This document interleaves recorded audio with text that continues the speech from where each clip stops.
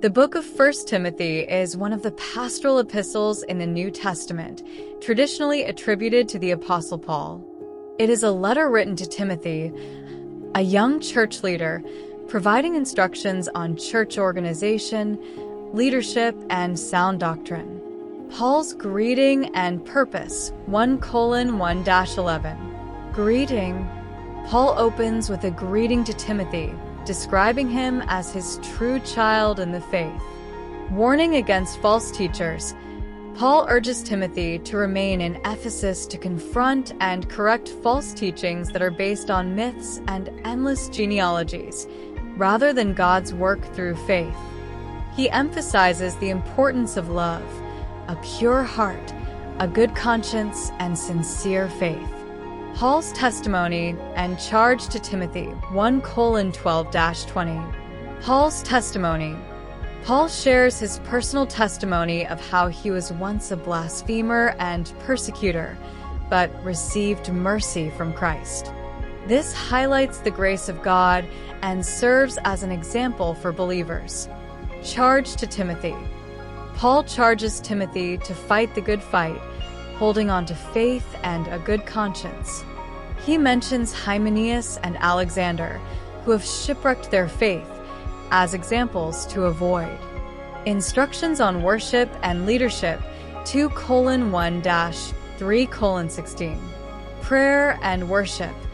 Paul instructs that prayers, intercessions, and thanksgivings be made for all people, especially those in authority, to live peaceful and godly lives. He emphasizes that God desires all people to be saved and to come to the knowledge of the truth. Roles of men and women.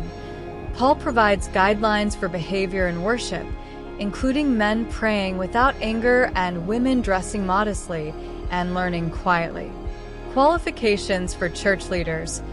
Paul outlines the qualifications for overseers, bishops, and deacons, emphasizing traits such as being above reproach, temperate, self-controlled, respectable, hospitable, able to teach, not given to drunkenness or violence, and managing their families well. Instructions on false teachings and godly living, 4:1-5:2. Warning against apostasy. Paul warns that in later times some will abandon the faith and follow deceiving spirits and teachings of demons. He encourages Timothy to train himself to be godly. Instructions for various groups.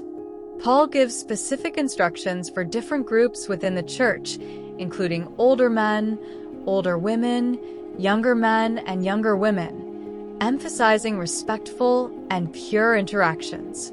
Guidelines for church conduct, 5:3-6:2. Care for widows. Paul provides detailed instructions on how to care for widows, distinguishing between those who are truly in need and those who have family support. Elders and discipline. He outlines the treatment of elders, including giving them double honor, especially those who preach and teach. He also advises on handling accusations against elders and the importance of impartiality. Slaves and masters. Paul instructs slaves to respect their masters so that God's name and the teaching are not slandered. Final instructions and charge, 6:3-21. Warning against greed. Paul warns about the dangers of false teachers who see godliness as a means to financial gain. He contrasts this with the virtues of contentment and warns that the love of money is the root of all kinds of evil. Exhortation to Timothy. Paul charges Timothy to pursue righteousness, godliness, faith, love, endurance, and gentleness. He urges Timothy to fight the good fight of the faith and take hold of the eternal life to which he was called. Instructions for the rich. Paul instructs the wealthy to not be arrogant or put their hope in wealth, but to be rich in good deeds, generous, and willing to share. Final charge. Paul concludes with a final exhortation for Timothy to guard what has been entrusted to his care, avoid godless chatter, and turn away from false knowledge. Themes. Sound doctrine and teaching. A major theme is the importance of sound doctrine and teaching. Paul emphasizes the need to adhere to the true gospel and to refute false teachings. Church organization and leadership. The letter provides detailed instructions on church governance, including the qualifications for overseers and deacons, and the proper conduct of various church members. Godliness and Christian living. Paul stresses the importance of godliness, moral integrity, and ethical behavior, encouraging believers to lead lives that reflect their faith in Christ. Roles within the church.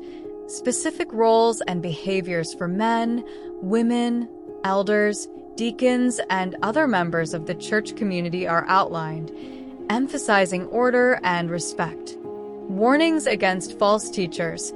Paul repeatedly warns against false teachers and teachings that deviate from the true gospel, underscoring the need for vigilance and discernment.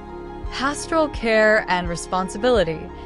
Timothy is urged to care for his congregation with wisdom and compassion, addressing the needs of various groups, such as widows and elders, with appropriate measures. The book of 1 Timothy serves as a practical guide for church leadership and Christian conduct, emphasizing the need for sound doctrine, godly living, and effective pastoral care.